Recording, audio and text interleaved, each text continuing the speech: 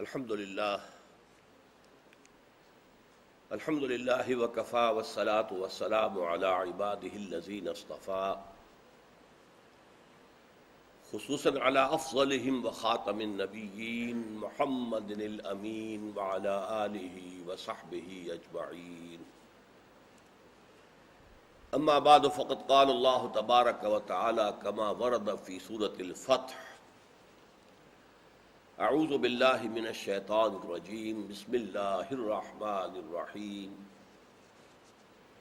انا فتحنا لک فتحا مبینا لیغفر لک اللہ ما تقدم من ذنبک وما تأخر ویتم نعمتہ علیک ویہدیک صراطا مستقیما وینصرک اللہ نصرا عزیزا هو الذي انزل السكينة في قلوب المؤمنين ليزدادوا ايمانا مع ايمانهم ولله جنود السماوات والارض وكان الله عليما حكيما. الى قوله تعالى: ان الذين يبايعونك انما يبايعون الله يد الله فوق ايديهم فمن نكث فانما ينكث على نفسه ومن اوفى بما عاهد عليه الله فسيؤتيه اجرا عظيما. صدق الله العظيم. رب اشرح لي صدري ويسر لي امري واحلل عقدة من لساني يفقهوا قولي. اللهم ربنا الهمنا رشدنا واعذنا من شرور انفسنا. اللهم ارنا الحق حقا وارزقنا اتباعه وارنا الباطل باطلا وارزقنا اجتنابه. آمین یا رب العالمین. اس سے پہلے ہم سورہ احزاب کے بارے میں گفتگو کر چکے ہیں اور سورہ احزاب ہی کی متعلقہ جو آیات ہیں ان پر بھی گفتگو ہو چکی ہے. میں نے عرض کر دیا تھا کہ اس اعتبار سے سورہ احزاب جو ہے وہ بہت اہمیت کی حامل ہے، اور غزوہ احزاب اصل میں کہ اس موقع پر مسلمانوں کے لیے بحیثیت مجموعی اجتماعی طور پر اللہ کی طرف سے امتحان، ابتلا اور آزمائش کا کلائمیکس ہو گیا، پوری انتہا کو پہنچ گئے. چنانچہ جو منافقین اپنے نفاق کو دلوں میں چھپائے ہوئے تھے، ان کا نفاق ان کی زبانوں پر آ گیا. ہمیں تو اللہ اور اس کے رسول نے جو وعدوں کے سب باغ دکھائے تھے وہ سب جھوٹے ثابت ہوئے. ان کا نفاق ان کی زبانوں پر آ گیا. اگرچہ اس کے بعد صرف یہ امتحان ہی مقصود تھا، اس کے بعد بغیر کسی باقاعدہ جنگ کے اللہ تعالیٰ نے وہ فتح عطا کی ہے کہ ایک آندھی بھیج دی، اور اس سے جو کفار کے لشکر تھے 12,000 کے قریب، بلکہ اس سے بھی زائد، بھگدڑ مچی. اس میں جو دیگیں چولہوں پر چڑھی ہوئی تھی وہ الٹ گئیں، آگ لگ گئی خیموں میں. پھر انہوں نے وہاں سے خیمے اکھاڑے اور اپنے اپنے گھروں کو چلے گئے. گویا کہ ایک سچویشن کریٹ ہو گئی تھی کہ جس میں امتحان شدید ترین ہو گیا، اور مقصد کیا تھا کہ دودھ کا دودھ پانی کا پانی علیحدہ ہو جائے، معلوم ہو جائے کہ کون منافقین ہے حقیقتاً اور کون واقعتاً مومنین. اس کے آخر میں حضور نے فرما دیا تھا ہر چیز اپنی ایک انتہا کو پہنچ کر، ہر کمال راز والے جس کو کہا جاتا ہے، جیسے کہ ہر جزر کے بعد مد ہے، ہر مد کے بعد جزر ہے، تو اسی طریقے سے یہ جو نقطہ عروج آ گیا مسلمانوں کے امتحان کا، اور اس میں جو اہل ایمان کامیاب ہوئے ان کو حضور نے خوشخبری سنا دی تھی: اے مسلمانوں، اس سال کے بعد اب قریش کبھی تم پر حملہ آور ہو کر نہیں آ سکیں گے. ان کی ہمتیں اب جواب دے گئی، بلکہ اب تمہاری طرف سے آغاز ہوگا. اور اسی زمانے میں سورہ صف نازل ہوئی جس میں کہ یہ وعدہ بھی آ گیا: وَأُخْرَىٰ تُحِبُّونَهَا نَصْرٌ مِّنَ اللَّهِ وَفَتْحٌ قَرِيبٌ. ایک وہ شے جو تمہیں بہت پسند ہے، اس کا بھی اللہ وعدہ کر رہا ہے کہ اللہ کی نصرت آیا چاہتی ہے، اور فتح جو ہے وہ تمہارے قدم چوما چاہتی ہے. اس صورتحال کا اصل میں جب ظہور ہوا ہے پھر وہ اگلے سال سن 6 ہجری میں. سن 6 ہجری میں حضور نے خواب دیکھا کہ آپ اور آپ کے صحابہ عمرہ ادا کر رہے ہیں. نبی کا خواب بھی وہی ہوتا ہے، اس میں کسی نفسانی یا شیطانی وسوسے کو کوئی دخل حاصل نہیں ہو سکتا. یہ بھی نبی کا خواب ہی تھا حضرت ابراہیم علیہ السلام کا، جس کی بنا پر وہ اپنے بیٹے کو لخت جگر کو ذبح کرنے کے لیے تیار ہو گئے تھے، اس لیے کہ نبی کا خواب وہی ہوتا ہے۔ تو حضور نے منادی کرا دی عام کہ اب ہم عمرہ کریں گے تو جو بھی چل سکتا ہو چلے، عام منادی تھی۔ اسے نفیر عام اس معنی میں تو نہیں کہیں گے کہ ہر مسلمان پر جانا لازم تھا، جیسا کہ بعد میں پھر وہ 3 سال کے بعد غزوہ تبوک کے موقع پر ہوا، وہ بات نہیں تھی، لیکن پرسویشن کی حد تک، تشویق و ترغیب کی حد تک نفیر عام تھی کہ جو بھی چل سکتا ہو چلے۔ یکم ذی قعدہ سن 6 کو آپ روانہ ہوئے مدینہ منورہ سے، اور جیسا کہ آج کل بھی مدینے سے آنے والے حاجی جو ہے، ذوالحلیفہ جو جگہ ہے کچھ 6-7 کلومیٹر باہر ہے، وہاں آپ نے احرام باندھا۔ آپ کے ساتھ 1400 یا 1500 اصحاب تھے، اور ازواج مطہرات میں سے حضرت ام سلمہ رضی اللہ تعالی عنہا ساتھ تھی۔ ساتھ ہی ہدی کے جانور بھی لے لیے گئے، ان کے گلوں میں پٹکے ڈال دیے گئے۔ جو عرب کی یہ قدیم روایات کے مطابق وہ جانور بڑے قابل احترام ہوتے تھے کہ جنہیں قربانی کے لیے بیت اللہ لے جایا جا رہا، اس پر کوئی ہاتھ اٹھانا، اس کو نقصان پہنچانا، ان کی قدیم روایات کے اعتبار سے جو حضرت ابراہیم کے دور سے چلی آ رہی تھی، وہ بہت ہی برا کام تھا۔ ساتھ ہی ایک خاص علامت ہوتی تھی کہ اونٹ جو ہے جو قربانی کے لیے لے جائے جا رہے ہوں، ان کے کوہان کو چیرا جاتا تھا، اور اس میں سے جو خون نکلتا تھا اس سے اس پورے کوہان کو لیپ دیا جاتا تھا۔ یہ علامت تھی کہ یہ ہدی کا اونٹ ہے اور یہ جا رہا ہے بیت اللہ، اور وہاں جا کر یہ اللہ کے نام پر نحر کیا جائے گا۔ آپ چلتے چلتے جب مکے کے قریب پہنچ گئے تو آپ کو معلوم ہوا کہ جو اصل شاہراہ ہے مدینے سے مکے کی طرف، اس پر ایک جگہ تنعیم آتی ہے جہاں سے آج کل لوگ عمرے کرتے ہیں جا کر۔ یہاں سے حج کے لیے گئے، ابھی حج میں 15 دن پڑے ہیں یا 10 دن ہیں، تو پھر یہ ہے کہ وہ مکے سے باہر نکلے، تنعیم سے چلے گئے، اس لیے کہ پھر وہ حدود حرم سے باہر ہو گئے، پھر وہاں سے احرام باندھا، پھر واپس آ گئے، پھر عمرہ کر لیا۔ اس طرح لوگ جو ہے عمروں کے ڈھیر لگاتے رہتے ہیں۔ بہرحال تنعیم سے گزرتی ہے شاہراہ، اس پر خالد ابن ولید 200 سواروں کے ساتھ وہاں موجود تھا کہوں تھے کہوں چکر میں ہے، بعد میں ایمان لے آئے، اس لیے ادب کرنا چاہیے، اس وقت تک وہ کفار میں شدید ترین تھے۔ بہرحال حضور کو جب اس کی اطلاع ہوئی تو آپ نے راستہ بدل کر آپ حدیبیہ کی طرف چلے گئے۔ یہ شمیسیہ کہلاتا تھا اس زمانے میں، حدیبیہ اب اس کا نام ہے، اور یہ جو جدے سے راستہ آتا تھا مکے کی طرف اس پر تھا۔ بلکہ وہاں ہوا بھی یہ کہ ظہر کی نماز جب صحابہ پڑھ رہے تھے وہیں پر، ابھی حدیبیہ نہیں پہنچے تھے، کہ خالد ابن ولید نے دیکھا سب کے سب نماز پڑھ رہے، تو اس نے سمجھا تو بڑا اچھا موقع ہے، ٹوٹ پڑے ان پر، ان کو ختم کر دیں، یہ تو نماز میں ہی ہوں گے۔ اس نے کہا اچھا خیر اب تو ظہر کا وقت تو نکل گیا، آخر دور سے دیکھ رہے تھے، تو اس نے سوچا یہ اب عصر کا وقت جب آئے گا تو پھر ہم اسی طرح ٹوٹ پڑیں گے۔ لیکن عصر کی نماز سے پہلے پہلے وہ صلاۃ الخوف کا حکم آ گیا جو سورہ نساء میں ہے، کہ وہ آدھی فوج جو ہے وہ نماز پڑھے گی، 1 رکعت حضور کے ساتھ ایک جماعت پڑھ لے گی، پھر حضور بیٹھے رہیں گے پہلی رکعت کے خاتمے پر، اور صحابہ یہ جنہوں نے نماز پڑھی اپنی 1 رکعت اور پڑھ کے سلام پھیر کے علیحدہ ہو جائیں گے۔ اب بقیہ آدھی فوج جو ہے وہ آ جائے گی، اور وہ آ کر 1 رکعت حضور کی امامت میں ادا کر لیں گے، اور پھر حضور 1 رکعت کے بعد سلام پھیر دیں گے، آپ کی 2 رکعتیں ہو گئی، اور یہ صحابہ 1 رکعت بعد میں پوری کر لیں گے۔ تو اس طریقے سے اس کے لیے خالد ابن ولید کے لیے موقع نہیں رہا، اور یہاں حدیبیہ میں آ کر حضور کی جو اونٹنی تھی وہ بیٹھ گئی، اڑ گئی، تو اسے بہت لوگوں نے اٹھانے کی کوشش کی۔ حضور نے فرمایا حبسہا حابس الفیل، اسے روکا ہے اسی نے جس نے کہ اصحاب الفیل کا جو ہاتھی آیا تھا، جس نے اس کو روکا تھا، اسی نے اس کو روکا ہے، یہ جگہ ہے، یہیں پر ہمیں حکم ہو گیا کہ اب پڑاؤ ڈالیں۔ اب یہاں مسلمانوں کا پڑاؤ ہو گیا، 1400-1500 افراد، سب نے احرام باندھے ہوئے، تلواریں نیام کے اندر، جو ان کے زمانے میں اصول تھا کہ یہ نہ نظر آئے کہ یہ جنگ کے لیے آئے ہیں یا کوئی ان کے سامنے کوئی جارحانہ عزائم ہے۔ اب کچھ آمد و رفت شروع ہوئی۔ بدیل بن ورقہ خزاعی جو بنو خزاعہ حضور کے خلفاء میں سے تھے قریب سے ہی، وہ آئے، حضور نے صلح کی پیشکش کر دی کہ جاؤ قریش سے کہہ دو میں لڑنے کے لیے نہیں آیا ہوں، جنگ پیش نظر نہیں ہے، ہمیں عمرہ کرنا ہے، ہمارا راستہ نہ روکے، ہم عمرہ کریں گے واپس چلے جائیں گے۔ انہوں نے جا کر وہی بات کہی مکے والوں سے، انہوں نے کہا کوئی نہیں، نتھنگ ڈوئنگ، ہم کسی صورت محمد کو مکے میں داخل نہیں ہونے دیں گے اور ان کے ساتھیوں کو صلی اللہ علیہ وسلم رضی اللہ تعالیٰ عنہ اجمعین۔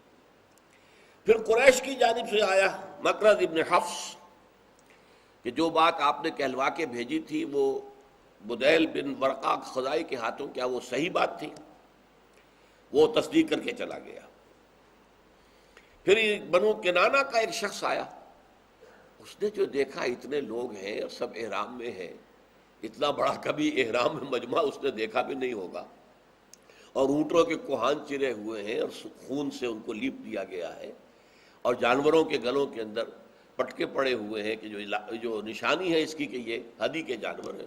انہوں نے کہا سبحان اللہ، اللہ پاک ہے، اور وہ واپس چلا گیا بغیر کچھ کہے سنے۔ آخر میں پھر عروہ ابن مسعود ثقفی آئے، یہ بڑے ایک سینئر ڈپلومیٹ آدمی تھے۔ انہوں نے حضور صلی اللہ علیہ وسلم کو پہلے تو انٹیمیڈیٹ کرنے کی کوشش کی، اے محمد صلی اللہ علیہ وسلم، یہ اپنی نفری سے دھوکہ نہ کھا جانا، کہیں جنگ کا موقع آیا تو یہ سب آپ کو چھوڑ کے بھاگ جائیں گے۔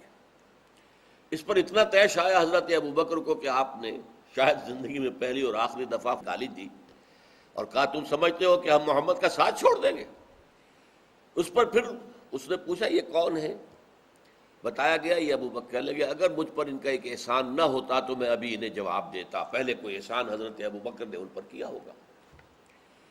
اس کے بعد وہ یہ کہ جب بھی حضور سے بات کرتا تھا داڑھی پکڑنے کی کوشش کرتا تھا حضور کی، تو اسی کے بھتیجے تھے مغیرہ ابن شعبہ جو مسلمان تھے، صحابی تھے، انہوں نے تلوار کا جو دستہ ہوتا ہے وہ ان کے ہاتھ پہ مارا، ہاتھ ہٹاؤ اپنا۔ اب یہ چچا سے کہہ رہا ہے بھتیجا، ہاتھ ہٹاؤ، محمد کی داڑھی کے قریب تمہارا ہاتھ نہ آئے۔ پھر اگر ہاتھ بڑھا پھر اس نے مارا۔ بل یہ نقشہ دیکھ کر جب وہ آ گیا تو انہوں نے آ کر کہا کہ میں وہ منظر دیکھ کر آیا ہوں۔ قریش سے کہا میں کسریٰ کے دربار میں بھی گیا ہوں، میں ہرقل کے دربار میں بھی گیا ہوں، میں نجاشی کے دربار میں بھی گیا ہوں، لیکن جو محبت، جو عقیدت، جو احترام، جو تعظیم میں نے دیکھی ہے محمد کے ساتھیوں میں محمد کے لیے صلی اللہ علیہ وسلم، وہ میں نے آج تک کسی کے لیے نہیں دیکھی۔ لہذا بہتر یہ ہے کہ تم صلح کر لو۔ اب ظاہر بات ہے، میں پہلے عرض کر چکا ہوں آپ سے کہ ایک ہاکس ہوتے، ایک ڈوز ہوتی، جو بڑے تھے ڈوز، سوچ بچار والے لوگ، سنجیدہ لوگ، وہ تو آمادہ ہو گئے صلح کے لیے۔ نوجوان جو تھے ذرا جوشیلے اور شوخ، انہوں نے اسکیم اپنی بنا لی۔ وہ کوئی 70-80 جوانوں نے طے کیا کہ رات کو جا کر جو پڑاؤ ہے مسلمانوں کا اس میں گھس کے جنگ شروع کر دو۔ بس جب ایک دفعہ شروع ہو گئی تو پھر وہ جو ہے وہ جنگ شروع ہو جائے گی، جو ہم چاہتے ہیں وہ ہو جائے گا۔ لیکن یہ کہ وہاں پہرے کا پورا انتظام تھا۔ حضرت محمد بن مسلمہ یہ وہاں پر اس پہرے کے انچارج تھے، انہوں نے ان سب کو گرفتار کر کے حضور کی خدمت میں پیش کر دیا۔ حضور نے کہا جاؤ میں تمہیں چھوڑتا ہوں، تمہارا قصور معاف کرتا ہوں۔ وہ چلے گئے۔ اب یہ قریش کی طرف سے پھر آیا معاملہ کہ سہیل بن عمرو آیا، بلکہ اس سے پہلے واقعہ یہ ہو گیا کہ حضرت عثمان رضی اللہ تعالیٰ عنہ کو حضور نے بھیجا۔ حضرت عمر سے فرمایا تھا کہ تم جاؤ اور سفارت ہماری طرف سے سفیر ہو کر ان سے جا کے بات کرو۔ انہوں نے معذرت کی کہ مکے میں میرا کوئی رشتہ دار نہیں ہے کہ اگر کوئی مجھ پر دست درازی ہو تو مجھے میری مدد کر سکے۔ عثمان کا قبیلہ بہت بڑا ہے، بنو امیہ، وہ وہاں ہیں سب، لہٰذا ان کو آپ بھیجیں تو یہ موزوں ترین آدمی۔ حضور نے اتفاق کیا، حضرت عثمان کو بھیج دیا۔ حضرت عثمان کی انہوں نے آؤ بھگت کی خوب اچھی طرح، اور یہ بھی کہا کہ آپ چاہیں تو طواف کر لیں۔ حضرت عثمان نے انکار کر دیا کہ میں حضور سے پہلے طواف کر لوں، یہ ناممکن ہے، پہلے حضور طواف کریں گے تو ہم طواف کریں گے۔ بہرحال انہوں نے کچھ ہیلے بہانے سے حضرت عثمان کو روک لیا کہ ہمیں غور کرنے دو، سوچنے دو، 1-2 دن ٹھہرو۔ جب واپسی میں دیر ہو گئی تو خبر اڑ گئی کہ حضرت عثمان کو انہوں نے قتل کر دیا۔ اس خبر پر پھر حضور نے بیعت لی مسلمانوں سے۔ یہ بیعت رضوان بڑی تاریخی اہمیت کی حامل بیعت ہے۔ ایک درخت تھا، اس کے سائے میں آپ بیٹھ گئے۔ حضرت عمر نے آپ کا دست مبارک ہاتھ میں اپنے اٹھایا ہوا تھا سپورٹ دینے کے لیے، ورنہ 1400 آدمیوں سے ایک ایک کر کے چونکہ بیعت لی گئی ہے وہاں ہر ایک سے، تو وہ تو دست مبارک جو ہے اس کے لیے مشقت ہو جاتی بہت۔ تو حضرت عمر نے نیچے سے حضور کے ہاتھ کو سہارا دیا ہوا تھا، اور 1400-1500 آدمیوں نے وہ بیعت کی حضور کے ساتھ صلی اللہ علیہ وسلم۔ اس کو بیعت رضوان بھی کہتے ہیں۔ اور یہ بیعت کس چیز پر تھی؟ بیعت علی الموت، ہم سب یہاں مرنے کے لیے تیار ہیں، پیچھے نہیں ہٹیں گے، کوئی بھاگے گا نہیں۔ بیعت علی اللہ نفر، اس بات کی بیعت کہ یہاں سے ہم بھاگیں گے نہیں۔ لیکن قرآن مجید نے اس کو، چونکہ اللہ تعالیٰ کی لقد رضی اللہ عن المؤمنین اذ یبایعونک تحت الشجرہ، اللہ راضی ہو گیا ان اہل ایمان سے اے نبی جو آپ سے بیعت کر رہے تھے درخت کے نیچے، تو اس کے لیے اس کا نام بیعت رضوان پڑ گیا ہے۔ اس کے بعد پھر سہیل ابن عمرو ان کا ایک بڑا ڈپلومیٹ تھا، بہت تیز ترار ذہین، وہ آیا اور اس سے صلح کی بات چیت ہو گئی حضور کی، اور شرائط طے ہو گئی۔ لیکن ان شرائط میں ایک پہلو ایسا تھا کہ جو بہت ہی مسلمانوں کے لیے گویا کہ ایک طرح سے توہین آمیز تھا۔ پہلی بات تو یہ طے ہوئی کہ آپ اس سال تو عمرہ نہیں کریں گے، یہیں اپنے احرام کھول دیجئے، قربانیاں دے دیجئے اور واپس چلے جائیے۔ ہاں اگلے سال پھر اسی مہینے میں آپ آئیے، ہم 3 دن کے لیے مکے کو خالی کر دیں گے، ہم پہاڑوں پر چڑھ جائیں گے، مکہ خالی ہوگا آپ کے لیے، اور آپ آرام سے 3 دن طواف عمرہ جو چاہیں کریں۔ ایک شرط تو یہ ہو گئی۔ دوسری یہ کہ نو وار پیکٹ فار 10 ایئرس، اب ہمارے ہاں 10 سال تک ہمارے مابین جنگ نہیں ہوگی، اور اس صلح کے اندر جو قبیلہ چاہے آپ کے ساتھ شریک ہو جائے، تو گویا کہ وہ بھی اسی صلح کا پابند ہو جائے گا اور اسے اسی صلح کے حقوق حاصل ہو جائیں گے۔ جو قبیلہ چاہے وہ ہمارے ساتھ آ جائے۔ بنو خزاعہ جیسا کہ میں نے کہا تھا پہلے سے ان کے رجحانات حضور کی طرف تھے، تو وہ حضور کے حلیف بن گئے، بنو بکر جو ہے وہ قریش کے حلیف بن گئے۔ تیسری چیز یہ تھی کہ اگر تو کوئی ہمارا آدمی اپنے سرپرست کی اجازت کے بغیر مدینے گیا، یعنی بھاگ کر گیا، تو آپ کو واپس کرنا ہوگا، اور اگر آپ کا کوئی آدمی آیا ہمارے پاس مرتد ہو کر یا کوئی اور شکل اختیار کر کے نعوذ باللہ، تو ہم واپس نہیں کر دیں گے، واپس کرنے کے پابند نہیں ہوں گے۔ اس طریقے سے یہ جو آخری شق تھی اس پر مسلمان تلبلا اٹھے۔ حضرت عمر اپنے رنج اور افسوس اور غم کو چھپا نہیں سکے، آ کے حضور سے کہا حضور ہم گر کر صلح کیوں کر رہے ہیں؟ کیا آپ اللہ کے رسول نہیں ہیں؟ آپ نے کہا ہاں میں اللہ کا رسول ہوں۔ حضرت عمر جو ہے وہ ذرا تیزی میں بات کر رہے تھے، حضور مسکرا کر جواب دے رہے تھے۔ پھر یہ ہم دب کر کیوں صلح کر رہے ہیں؟ فرمایا میں وہی کر رہا ہوں جس کا مجھے حکم ہے۔ ظاہر بات ہے اس سے آگے حضور سے تو کچھ نہیں کہہ سکتے۔ پھر اسی طرح غصے کے اندر گئے حضرت ابوبکر کے پاس۔ حضرت ابوبکر نے فرمایا دیکھو نبی کے دامن سے جڑے رہو، اسی میں خیر ہے۔ اور لوگوں کے اندر بھی بہت ہی جیسے دل شکنی تھی، بہت صورتحال جس کا ظہور بعد میں ہوا۔ جب یہ صلح نامہ تحریر میں آنے لگا تو حضور نے کہا حضرت علی سے لکھو بسم اللہ الرحمن الرحیم۔ سہیل تھا بڑا تیز ترار، ہم رحمان کو نہیں جانتے رحمان کون ہے، بسمک اللہم، ہم تو اللہ کو جانتے ہیں کہ بس یہ لکھیے بے اسمک اللہم۔ حضور نے کہا ٹھیک ہے علی یہی لکھ دو۔ پھر حضور نے فرمایا یہ معاہدہ ہے محمد الرسول اللہ اور قریش کے، غلط، ہم آپ کو رسول مانتے تو جھگڑا ہی نہیں تھا کوئی، نہ اس معاہدے کی ضرورت تھی، ہم تو رسول نہیں مانتے آپ کو، لہذا یہاں لکھا جائے گا محمد ابن عبداللہ۔ یہ معاہدہ محمد ابن عبداللہ اور قریش کے مابین۔ حضور نے کہا علی مٹا دو رسول اللہ کے الفاظ، ابن عبداللہ لکھ دو۔ حضرت علی نے کہا حضور یہ کام میں تو نہیں کر سکتا۔ میں یہ واقعہ اس لیے بتا رہا ہوں کہ معلوم ہو جائے کہ جو رویہ حضرت عمر کا تھا وہی حضرت علی کا بھی تھا۔ حالانکہ حضور کا حکم تو تھا مٹا دو، اور الامر فوق الادب، قاعدہ یہی ہے جب حکم آ جائے تو ادب وغیرہ علیحدہ رہ جائے گا، حکم ماننا ہوگا۔ لیکن یہ غیرت دینی غیر اور حمیت دینی تھی جس کی وجہ سے حضرت عمر مضطرب ہوئے، اور یہی غیرت دینی تھی جس کی وجہ سے حضرت علی نے کہہ دیا حضور یہ میں نہیں کر سکتا۔ حضور نے فرمایا مجھے بتاؤ کہاں لکھا ہے، آپ تو پڑھے لکھے تھے نہیں، آپ نے اپنے انگوٹھے سے اس کو مٹا دیا۔ بہرحال وہ صلح کی شرائط سب طے ہو گئی۔ اتنے میں ایک امتحان مسلمانوں کے لیے اتنا شدید آ گیا۔ ابو جندل اسی کے بیٹے سہیل بن عمرو کے، جسے اس نے بیڑیاں ہتکڑیاں ڈال کے اپنے گھر میں باندھا ہوا تھا، وہ کسی طریقے سے جان چھڑا کے بیڑیاں پاؤں میں پڑی ہوئی کسی طرح گھسٹتے گھسٹتے پہنچ گئے عین وقت کے اوپر، اور مسلمانوں کے سامنے اپنے آپ کو لا کے ڈال دیا۔ اب سہیل نے کہا لو محمد پہلا امتحان صلح کا ہو گیا، اسے ہمارے واپس کرو۔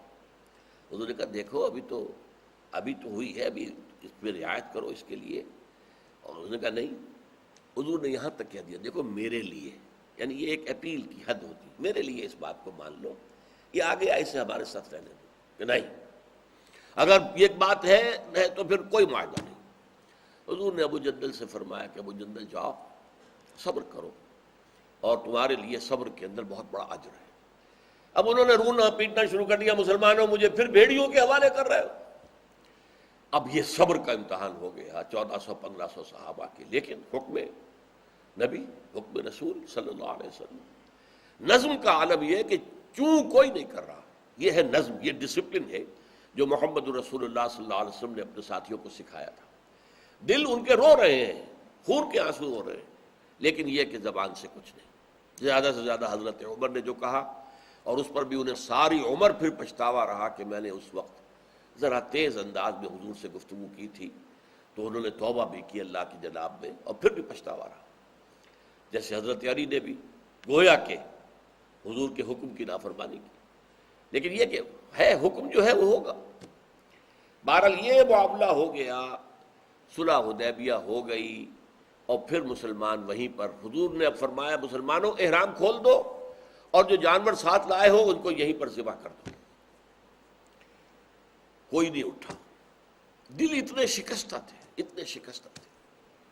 دوبارہ کہا اٹھو بھائی، اب اٹھو احرام کھول دو، جانور ذبح کر، پھر کوئی نہیں اٹھا۔ میں حیران ہوتا ہوں کہ کیا ابو بکر بھی نہیں اٹھے، کیونکہ تاریخ اور روایات کے اندر یہی کوئی نہیں اٹھا، کوئی نہیں اٹھا، ایک بھی نہیں اٹھا۔ تیسری مرتبہ کہا کوئی نہیں اٹھا۔ آپ دل گرفتہ ہو کر اپنے خیمے میں گئے۔ حضرت ام سلمہ رضی اللہ تعالیٰ، وہ بہت ذہین، زیرک، فہیم خاتون تھی، اور اسی میں ایک مصلحت نظر آتی کہ حضور ہر سفر میں ایک زوجہ محترمہ کو کیوں اپنے ساتھ رکھتے تھے۔ ظاہر بات ہے کہ گھر میں گھر والے جو ہوتے ہیں، بیویاں جو ہوتی ہیں، وہ مزاج شناس ہوتی ہیں، پوری طریقے سے واقف ہوتی ہیں، ساری صورتحال کو جانتی ہیں، تو وہ جو مشورہ دیں گے اس وقت وہ مشورہ بہت مفید ہو سکتا۔ ان کا حضور آپ کسی سے کچھ نہ کہیں، آپ باہر جائیں، اپنا جانور ذبح کریں، اور بلا کے حجام کو آپ اپنا سر منڈوا لیں۔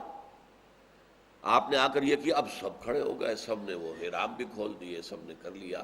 تو میں اسے تعبیر کیا کرتا ہوں کہ در حقیقت صحابہ جو تھے 1400 یا 1500، ان میں سے کوئی بھی معصیت رسول کا ارادہ نہیں کر رہا تھا کہ ہم نہیں مانیں گے حکم محمد کا صلی اللہ علیہ وسلم، بلکہ ایک حالت منتظرہ کسی کیفیت طاری تھی، شاید کوئی صورت بدل جائے، شاید کہ حضور ہمارا امتحان ہی لے رہے ہو۔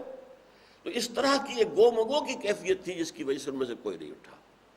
بہرحال اس کے بعد صلح کی تکمیل ہو گئی، وہیں پر جانور جو ہے ذبح کر دیے گئے، اور اس کے بعد واپسی ہو گئی۔ لیکن واپسی کے بعد پھر جو سورت نازل ہوئی، سورت الفتح، اس نے اس صلح کو فتح مبین قرار دیا۔ انا فتحنا لک فتحا مبینا، اے محمد ہم نے آپ کو بڑی کھلی، روشن، واضح فتح عطا کر دی۔ اب عجیب سی بات محسوس ہوتی ہے کہ گئے تھے عمرے کے ارادے سے، عمرہ کر نہیں سکے، واپس لوٹ رہے وہیں پر احرام کھول کر حدیبیہ میں۔ پھر یہ کہ ایک بڑی ان ایکول صلح کی ہے جس میں مسلمانوں کا پہلو دبتا ہے۔ یہ صلح حدیبیہ جو ہے، یہ اس کو کیسے کہا جا رہا ہے کہ یہ تو فتح مبین ہے، اس کو آپ اچھی طرح سمجھ لیجئے اس بات کو۔ سب سے بڑی بات کیا ہوئی ہے اس کے نتیجے میں؟ جب دو پارٹیز کے درمیان صلح ہوتی ہے تو اس کا مطلب کیا ہے کہ دونوں ایک دوسرے کو ریکگنائز کرتے ہیں۔ تو یہ ریکگنیشن بہت بڑی بات ہوتی ہے۔ تو گویا کہ جب قریش نے حضور کے ساتھ صلح کر لی تو گویا ریکگنائز کر لیا that he is Muhammad and his men are a power to reckon with. اب یہ ایک طاقت ہے کہ جن کو ماننا پڑے گا۔ یہی فتح مبین ہے۔ اور اس کے ذیل میں یہ بات آئی کہ حضور جب ادھر سے مطمئن ہو گئے پشت سے، یوں سمجھئے کہ یہ جنوب میں ہے مکہ، قریش، یہ دشمنی سب سے بڑی تو انہی سے تھی، تو اب ادھر سے امن ہو گیا، تو پھر آپ نے شمال کا رخ کیا، اور خیبر جو گڑھ بن گیا تھا بہت بڑا، بنو نذیر، بنو قینقاع جو مدینے سے نکل گئے وہ وہیں پر آباد ہو گئے، اور پہلے سے وہ بہت بڑا مرکز تھا یہودیوں کا۔ اب آپ نے وہاں کی طرف رخ کیا، اور 3 مہینے بعد ہی آپ نے خیبر پر حملہ کیا، کیونکہ اب قریش ان کی مدد کو نہیں آ سکتے تھے، قریش کے ساتھ معاہدہ ہو چکا 10 سال کا، اور آپ کو وہاں اللہ نے بہت بڑی فتح عطا کی، بہت مال غنیمت ہاتھ آیا، مسلمانوں کے یوں سمجھیے دل اندر دور ہو گئے، ان کی جو مفلسی تھی اور ان کی جو بھی تنگ دستی تھی اس کا خاتمہ ہو گیا۔ اس قدر امیر یہ تھے خیبر کے یہودی، بہت امیر، تو وہ مال غنیمت ہاتھ آیا۔ تو یہ گویا کہ اس فتح کا ایک ظاہری نشان اور ایک باطنی نشان یہ کہ اب قریش نے تسلیم کر لیا ہے کہ محمد صلی اللہ علیہ وسلم اب ایک طاقت ہیں جن کو تسلیم کیے بغیر چارہ نہیں ہے۔ بارک اللہ لی ولکم فی القرآن العظیم ونفعنی وإیاکم بالآیات والذکر الحکیم۔